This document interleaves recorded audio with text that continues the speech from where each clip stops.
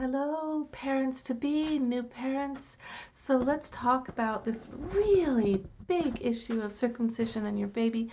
I really don't think you know the facts yet, because if you did, you would never do this. Here's some basics. One is the shock from circumcision when you photograph a baby's brain before circumcision and after shows a completely different brain. Yes, the shock is so intense that the whole brain goes into a new pattern formed around stress and trauma from day one.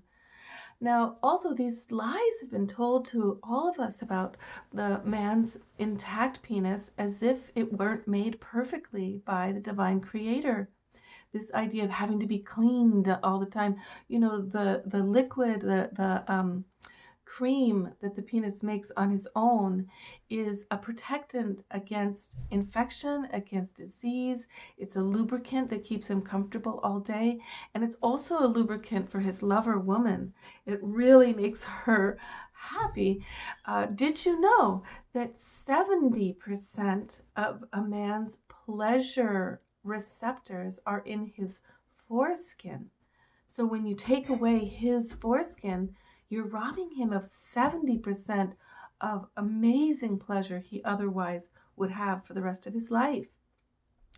You know, these things, when you learn one by one how many of them they are, how much more orgasmic he can help a woman to be because of the sensation of the foreskin moving back and forth, rubbing against her vulva, the secretions from it, being comfortable for her. Did you also know that the secretions from the within the foreskin create a balanced pH with a woman's vulva, so that that smell, that semen smell that's kind of rank, that women's pussies get after sex, doesn't happen with men who are intact, because the pH balance is perfect because of that lotion he puts out, and so there's no smell.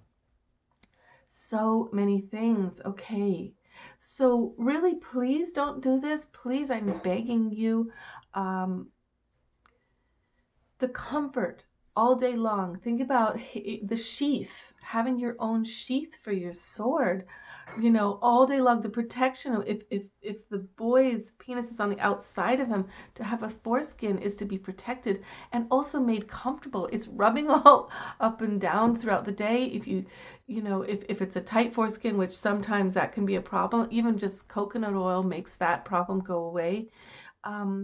But that protection thing is really, really a different way to go about life, to know that you're protected naturally, and that feeling of having to be so tough and fight and all this, a lot of it comes from feeling exposed, and the whole thing about, oh, it doesn't look right, well, this is, should you really take a knife to your child for a fashion statement?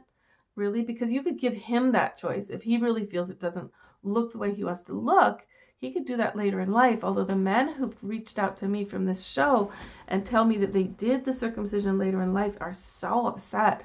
They're like, I lost so much. I lost so much pleasure. I lost so much comfort. I lost so much of my whole body flow. So you want to really do your homework, because you might have to stand up to family members who say, well, this was done for all of us, and this is done for all men. And this show that you're watching right now, this is a Love Life show, and I get people writing in from France, especially on the circumcision issue, about their fury and disgust with American women, how American women pressure men for circumcision and don't even think about it, and how their women would never do that to them, would never consider it. I mean, the loss, in order to take a knife to your baby, let somebody, if you imagine being a mama bear in your divine feminine or your divine masculine protector self, to allow somebody to come with a knife and cut off the most tender part of your baby. You could never imagine it, right?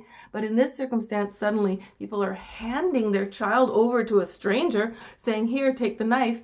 Do you know 100 babies a year die from circumcision?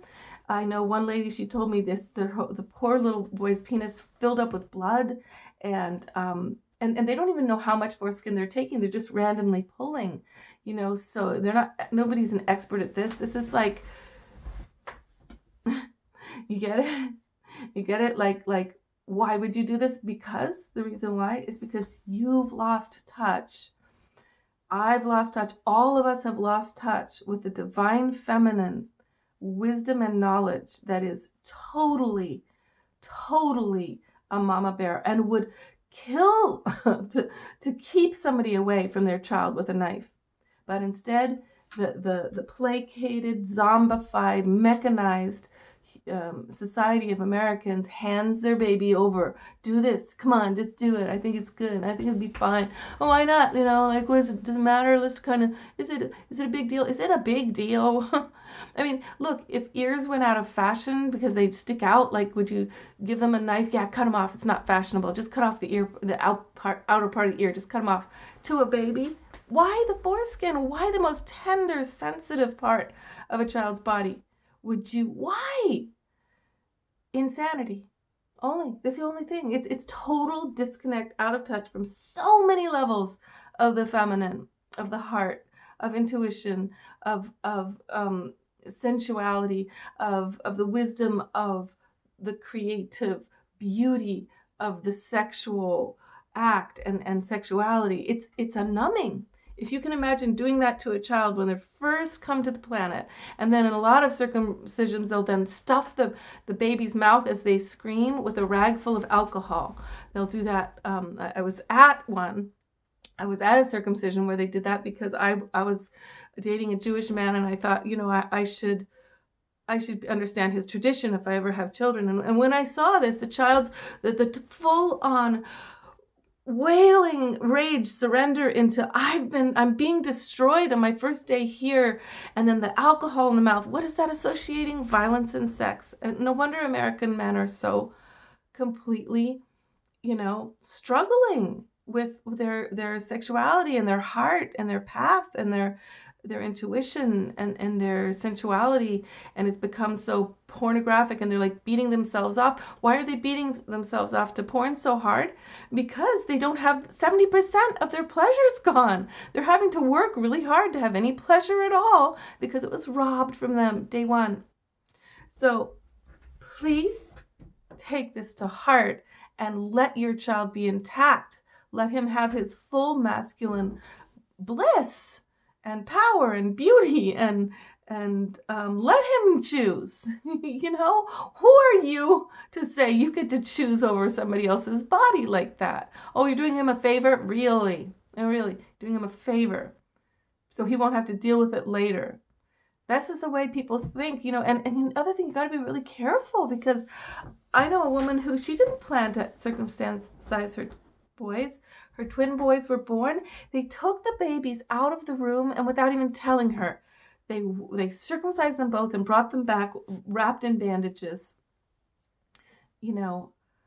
and she didn't even get a choice. So, like, you'll have to fight if you want to, in America, if you want to make sure your child gets to keep his God-given beautiful body intact.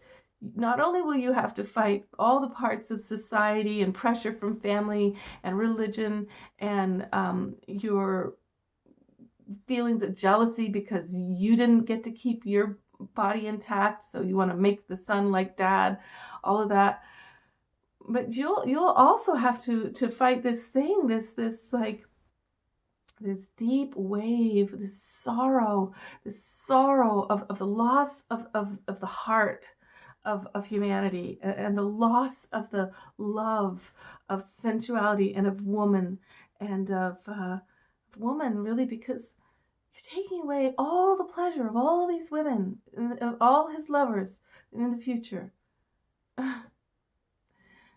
Blessings to you, beautiful parents. I know you'll do just the right thing, and I give you my blessing to be really courageous and to just say no and fight off the doctors. That's the main thing. You're going to have health practitioners who tell you it's not sanitary. The natural way of a man's body is a problem his whole life. It's not, actually. It's not. And if you have to clean yourself a little bit, isn't that a good thing for a boy to think about, cleaning himself? I think it's healthy and it helps put him more in touch with what women go through because we have to wash down there a lot.